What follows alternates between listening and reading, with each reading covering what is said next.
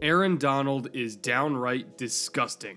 I know I'm not saying anything here that everyone doesn't already know, but he's going to go to the Hall of Fame one day. When it's all said and done, I think we're going to look back at Donald as one of the best three-technique defensive tackles to ever play the game, if not the best. He's that dominant. Hell, after just 4 seasons, I would already happily mention him in the same breath as greats like John Randall and Richard Seymour, and in 10 years, I wouldn't be surprised if he's far surpassed both of them. 2017 is shaping up to be the best season of Donald's already great career, and with the Rams defense currently sitting in the top 5 in sacks, turnovers, and points allowed, I think he has a legitimate shot to win his first ever Defensive Player of the Year award. As of right now, I know that he would at least get my vote, and here's why.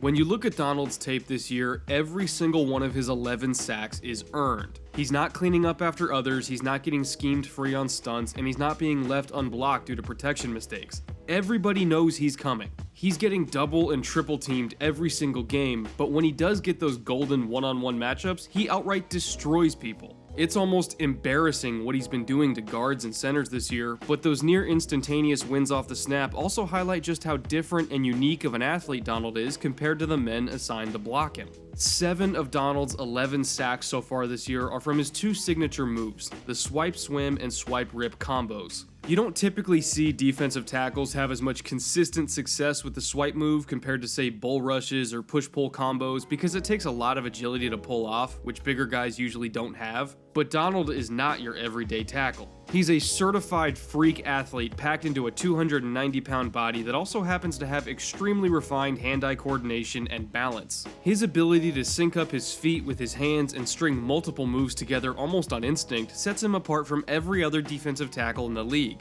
Here's how he usually executes that swipe combo and why it's so deadly. I'll use this sack fumble against the Giants as an example. When the ball is snapped, first he'll kind of just stutter and then jab step to one side or the other of the offensive lineman in front of him, which is kind of meant to freeze them in place out of panic and draw out their hands. Planting that foot also gives him a great push-off point to dart back across that blocker's face as well. From there, he swipes at the guard's hands while taking his second step with the other foot, in this case the left foot, which is leading him where he wants to go. Donald is trying to control the blocker's wrists and push them one way while he steps across their face the other way. This both neutralizes their punch and throws them a little bit off balance in the opposite direction that they want to be in.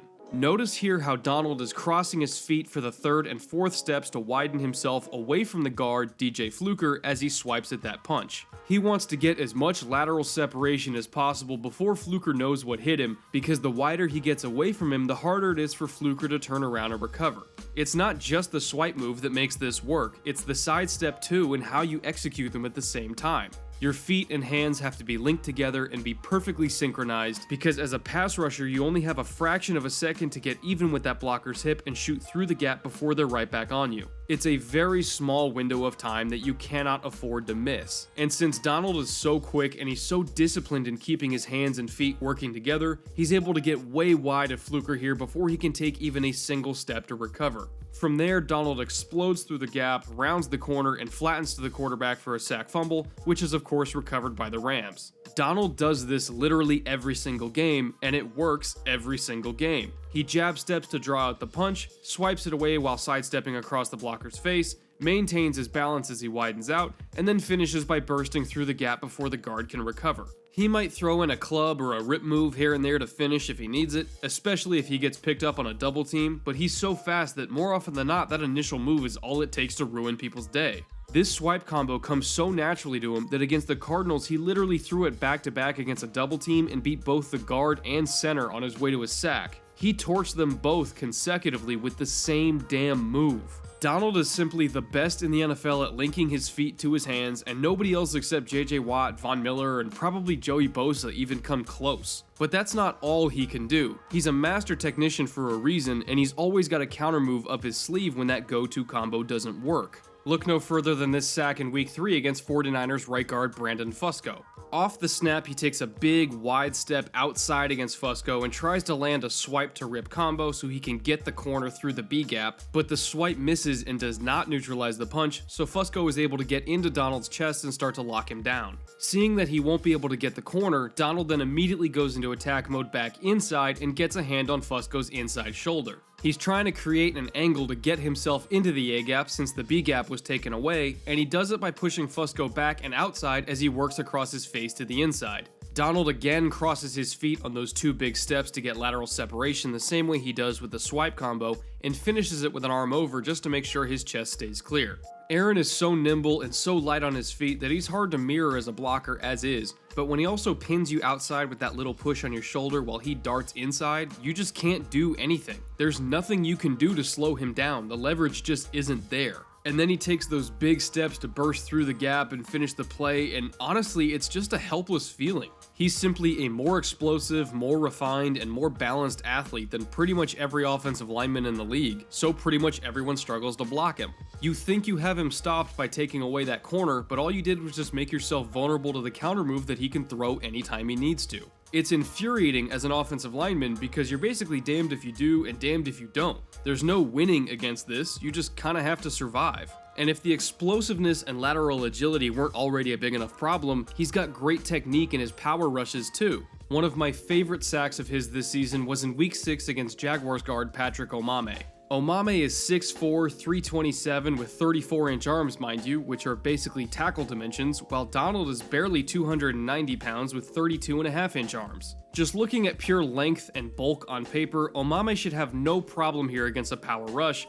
but Donald has leverage and technique on his side. He doesn't try to go through Omameh's chest straight on, he's way too smart for that. Instead, he just attacks half of his frame and bulldozes into Omameh's outside shoulder. And believe me, it's a lot harder to anchor against a power rush as a blocker when it's concentrated at a spot that is not within your center of mass. There's a huge difference in the results between attacking a shoulder and attacking the sternum. That's just how biomechanics and physics work. So when Donald hits that shoulder, Omameh starts to open up immediately. Coaches call this opening the gate.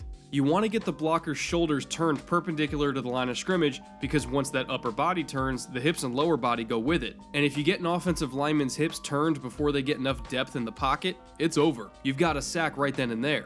Donald opens the gate on Omameh by staying lower and leveraging all of his power into that shoulder area, and that starts to turn him perpendicular to the line of scrimmage. After that, Donald gets his inside arm underneath for the rip move and the finish, and just like with the swipe combo, Donald can get so low and he's so fluid that Omameh can't do anything about it. He's too small and too quick of a target to handle once he gets low around that corner, so it's a complete mismatch. Defensive tackles are not supposed to move like this, which is why multiple offensive linemen have gone on record after they play against Donald saying that the film doesn't do him justice. It's one thing to see him opening the gate on someone on tape, getting the corner and flattening down instantly like he's a 290-pound Von Miller, but it's a whole different level to experience that kind of physical ability for yourself. No other tackle in the league can do this, so it's impossible for linemen to prepare for it. He has to be double teamed if you want any chance of shutting down both the inside and outside rushing lanes, but like we saw against Arizona and Seattle, even that doesn't work sometimes. He's just that gifted and he's just that rare.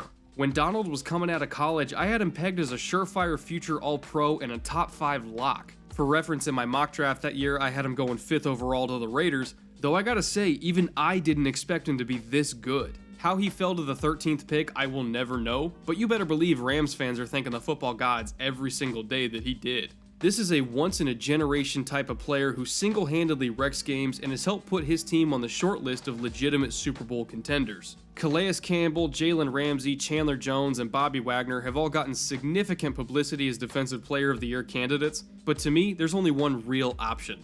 Aaron Donald is the best defensive player of 2017, and in 15 years when he's being enshrined in Canton, we might be looking at him as one of the best defensive players ever.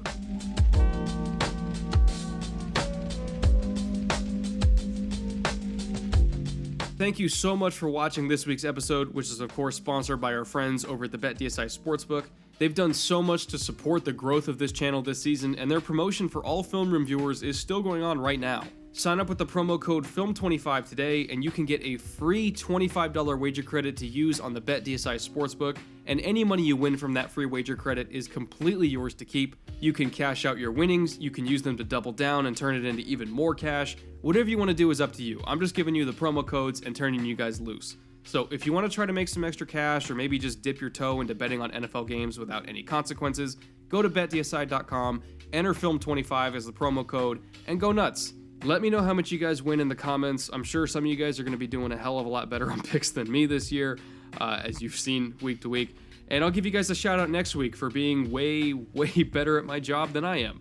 But anyway, speaking of picks, I will have a picks video out later this week before the games kick off. Last week, of course, I did not get a video out because I was over in Vegas having a wonderful time not working at all. But we're kind of back to the grind here for the remainder of the regular season, I suppose. So I will get one out this week, and I'll see you in a day or so with that. Stay tuned, and until then, later.